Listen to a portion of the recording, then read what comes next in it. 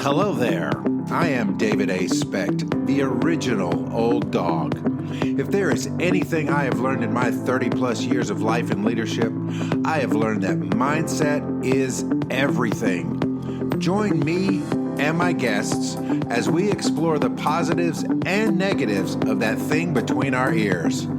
This is Keep This in Mind. Welcome to Keep This in Mind. I am your host, David Specht, and we're going to flip the script a little bit today, and I'm going to have my friend Tom Hammel actually interview me. Now, you may remember Tom from a previous episode where we talked about my book, but Tom had me on his podcast, the Cultivation Podcast, to talk about changing because we had just gone through a move at the time, and he really wanted to dive deep into exactly what it looked like for us as we made a major life move at a time when people are looking at settling down instead of ramping up. So here is my interview with Tom Hammel. Today is a special episode because we took it on the road, which I've never actually traveled with the podcast before. But traveling microphone. Yeah, this is epic. I love technology for it, and we're continuing season 7 on really navigating change. It's a season of change. We've talked about my change. Occupationally, and then identity that comes with that. So my guest today is a guest that you all have heard and seen if you've been a follower of the podcast for any amount of time. My friend David Specht, and ironically, this was not choreographed. This was not scripted. But we've both gone through some massive changes in our life almost at the same time. Yeah, and so it's been for me, before we get into your story, I'll just pull a Ed Milet and talk about me for a second. Ed, you gotta max out. If you're listening, to assume Ed Milet is listening, there you go. Right? But to have somebody that is like literally making similar life decisions and the disruption that takes and walk through that, it's been really meaningful for me. Yeah, same. And I think we talk about your circle mattering. Yeah. And it's amazing that when you get into certain frequency circles, a lot of the people are going through very similar situations. They're dealing with a lot of the same guideposts or points in their life, those pivot points in their life. And it helps to say, oh yeah, hey, what happened when you did yours, or what happened when you did yours, Dave, or how are you navigating this? And I think it makes a big difference. Sure. Well, let's get into it as we're talking about change, and let's start with your change, and then we'll see what the story brings out, and we'll unpack some questions from that as we help our audience kind of possibly navigate their absolutely. So, for those who do not know, I was born and raised in Louisiana, and I went through a good deal of change in my early adulthood life. I joined the Air Force. We traveled, I'm deployed, those things. But for almost 30 years. We stayed in one community. Yeah. And over the course of 2021, from May to January 5th of 2022, the idea came that we were to change physical locations. Okay. And then the decision and the change. So within, what is that? 8-9 months? Sure. Yeah. We've left a place of 30 years and have relocated to Middle Tennessee, just outside of Nashville. Yeah. And here's the thing. I much like reading a book, or if anyone is a faith follower reading the Bible, we read a sentence and we think, oh, it happened as quickly as we read that. Yeah. But even in that, there's a lot to unpack in 9 months, and still unpacking both physically. Yeah, we're in a room right now that is shared space in a lot of ways. And again, a lot of our stuff is still in storage, right? So there's the physical unpacking, but then there's the mental unpacking of all of that, and the relational unpacking of all of that. There's the identity unpacking of all of that. So 30 years in the same community. We're talking about now generations of, absolutely, in your case, specs in that community. So this decision to uproot, let's talk about you and your parents first, right? So what was it like to go, man, my dad was a significant pillar in this community. My parents, my mom, my dad, and I know that they've both passed, but that's still that past. There is a legacy connection. Yeah. There. I mean, we owned the newspaper, still own the newspaper, and so that factored in. Some people can make very quick decisions. Major ones. I mean, I've seen people make them, and while it sounds like it's relatively quick, May to January, from the point of idea to the point of final decision. Yeah, it was a painstaking process, because when the idea of, and just for the audience sake, the reason why we moved here, one of the reasons, or the idea, was we were at a conference here, and the speaker just happened to say, if anybody's looking for a new community, Murfreesboro is one of the best in the United States, fastest growing, blah blah blah. And it was just that little nugget, kept percolating in my brain, going, sometimes you have to leave Nazareth to be able to do anything significant. Sure. And it just kept coming and coming back to me, and but there were so many considerations. We have two boys. One of my sons is married. We have a grandson, 2 years old at the time. Yeah. Or not quite 2. He was 2. He turned 2 during this process. And it was like, okay, what do we do about them? I mean, I don't want to leave my grandkids. I don't want to, my kids, I'm just kidding. but that was all part of the consideration. And it was like, if we do this, we may radically change the family dynamic here. Right. And so over the course, we came back up here, gosh, I think 3 times during that process. And we're people of faith. So we prayed about it. I'm not going to say we fleeced God, but we're like, okay, God, you better start slamming doors, or else we're going to step through them. Sure. Because everything's indicating that this is what we're supposed to do.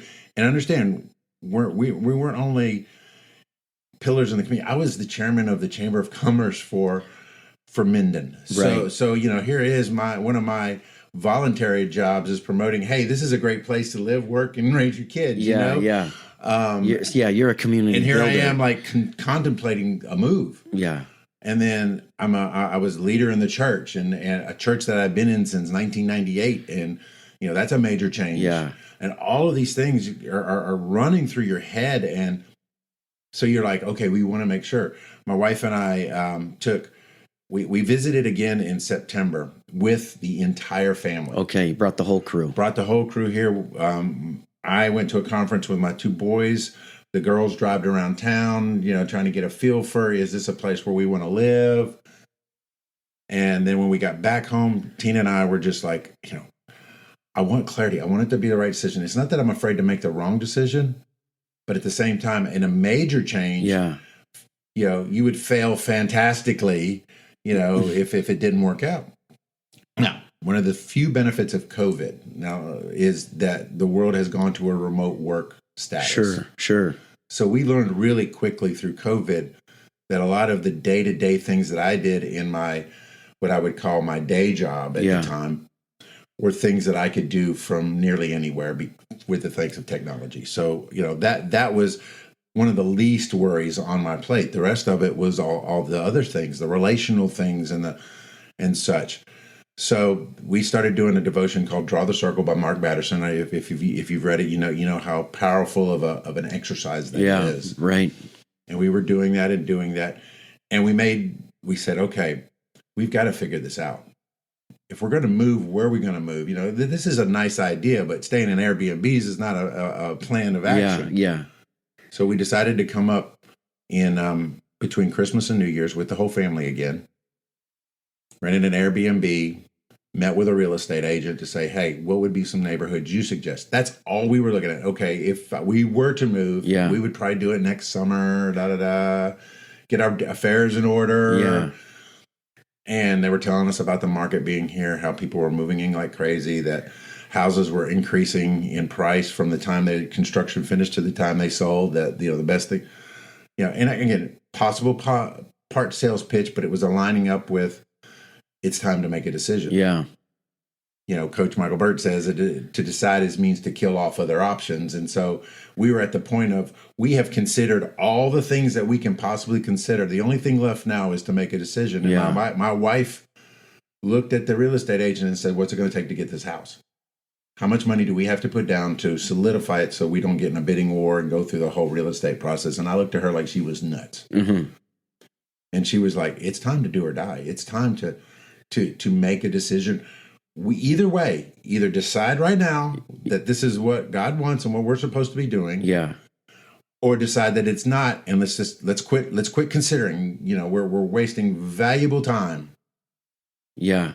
Just considering.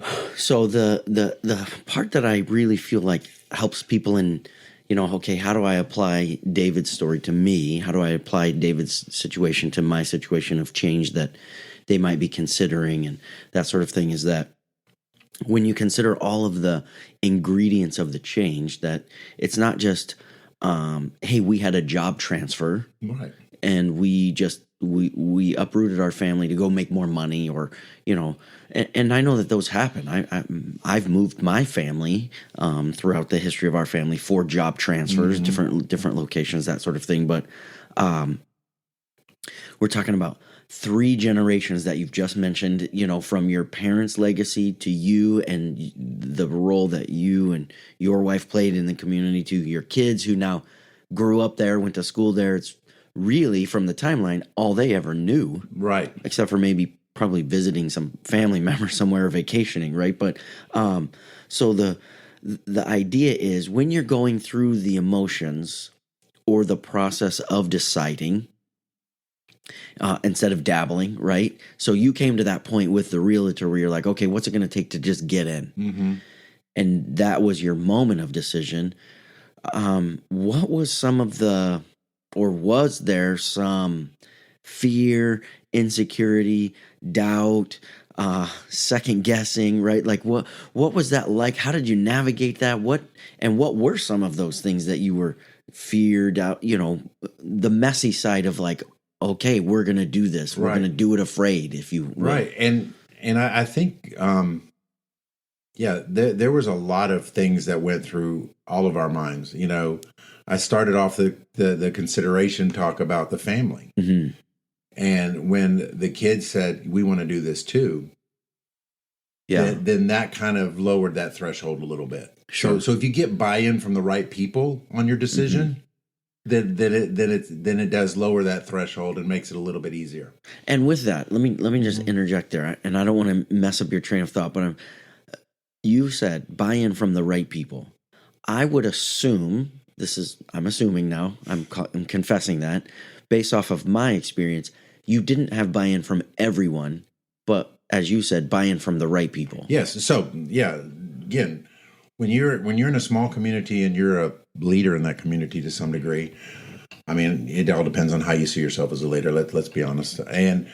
But all of a sudden, the shock. Yeah. The spectrum. Are they selling the newspaper? Are they da-da-da? All the things. Why are they leaving? There must be something they're running away from, right? Instead of hey, they're chasing an opportunity or chasing a problems. calling. Yeah. Yes. Hey, wanted to take a quick break from the podcast to let you know The Life You're Meant to Lead, #1 new release on Amazon, is available both in the ebook, right, Kindle, Audible, where I read it, and the tree version. Make sure you pick it up. It's available anywhere in the world, so you can go to your country's Amazon if you're listening or watching from somewhere else. Pick it up, The Life You're Meant to Lead by Tom Hammel. The other thing what we found, the ones that supported you, our pastor, for instance, he was one of the conversations that we were sweating the most, because we were close on a personal level, not just parishioner. Yeah, right. And so, God had prepared him, and he basically said, "Look, I knew y'all were moving in October." I said, "How did you? We didn't know we were moving in October." So he was like prepared, which made it better. And we've been back. I go back about once every 8 weeks. Okay. And so we go to dinner and stuff. So, I mean, it didn't strain that relationship. But the people in the community, what I would consider other community leaders, other community voices, there were 2 sides. One was, we support you to your face, but we hear that I hear the gossip behind your back. Yeah. The other one is the ones that are proud of you that say, I don't know how you're doing it. I wish I could, Yeah. but I can't. And that's really the two sides that we've had. And really that statement right there is why I wanted to do this season specifically on navigating change, is that I've come across a lot of people, the change they're wanting to make in their life isn't necessarily mirroring the change that you and I made, Right. in the sense of we uprooted from the community that we were in, from the roles that we were playing, from the responsibilities, the image, the titles, that sort of thing. And we went somewhere completely new. I mean, we literally dropped into, we like airdropped, paratrooped, dropped into a whole new community where we know no one. Right. And it's what a weird feeling, right? Yeah. So I have come across and talked to over the last year people who are wanting to navigate change. It doesn't necessarily look like that. So this season isn't about you should uproot your whole family and move. I don't think that's the change everybody needs to make. But it is the idea of like, oh, there is that adventure. There is that investment. There is that pursuit or that passion that I wish I had the courage to go make, that I see you're making similar. And so hopefully navigating some of the messiness of our change and exposing it, living it out loud, if you will, provokes or inspires some people to go, oh, I can make this change in my life. And I would go on to say too that on the other side of the decision, there's still a bunch of messiness. Yeah. So in our situation, the actual move part, like the buying of a house, selling of a house, really was relatively simple. We sold our house and bought this house and closed, again, made a decision on January the 5th, closed on the sale of our house in Louisiana February 10th, closed on the sale of this house, the purchase, on like February the 17th. Okay, yeah. So really compressed time. Somebody says, you can't move God. When God said it's not time to move, you can't move him. But when he says it is time to move, you can't stop him. That's what it felt like. Sure. But there's been messiness since February 17th that we've had to navigate. Yeah. New church, new trying to build new community circle, going from emptiness to fullness, because the entire family lives in this house with us. Yeah. Which is, again, it's a great thing. Love having family around, but it's a major change to the routines that Tina and I had gotten used to as empty nesters. And I would imagine your kids too. They Absolutely, lived out on their own. They're back in mom and dad's house. Yeah, mom and dad are still mom and dad, trying to exert mom and dad rules that may or may not apply to a 20-something-year-old adult anymore. So there is messiness, but that's also not a sign that you made the wrong decision. Sure. Don't judge it by the messiness. Judge it by the progress. And what we have found since coming here is we've gotten into bigger rooms. We have started bigger relationships. We have really begin to step into what we believe it is our purpose as a couple. Yeah. And that we had all but exhausted our ability to impact in Louisiana. Now all of a sudden Tennessee is opening up as this and beyond.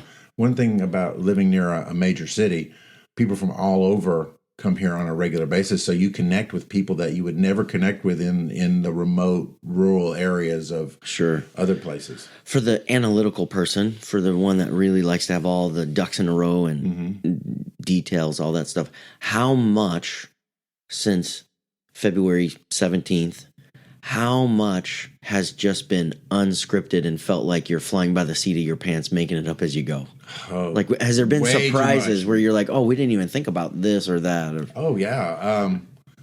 There was all kinds of crazy. It's like certain things that you assume, and I'm gonna boil it down to something really stupid. Yeah.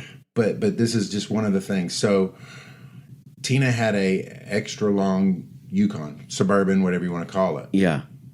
Didn't fit in our garage. After you bought the house. After we bought the house. Yeah. And so we look at it, and when we were here in Tennessee, and I'm like, well, I'm not going to leave it parked outside, da-da-da. It was paid off. Yeah. But now all of a sudden, we need a smaller vehicle simply because there's no room for this vehicle. Yeah. Now I have a car note. You know what I mean? It's one of those things where you're like, okay, that was not planned. Yeah. We're like, oh, we've got everything paid off. We'll just have a mortgage, blah, blah, blah. And then all of a sudden life happens of things you didn't plan. We have 3 households of stuff. Sure. So, we've got, if I wish the audience could see the room we're in, but, your wife probably doesn't. No, but we're in a media room, but yet there's racks of clothes in here. There's, other sundried items in here simply because 3 to 1 creates some friction and some lack of storage issues. And so those are the things that you're like, oh, we'll navigate it. It'll be all right. And then when you're in it. Yeah. Because I'm the older I get, the more in order I need things. Sure. And so when you're navigating our season right now, it's a very controlled chaos.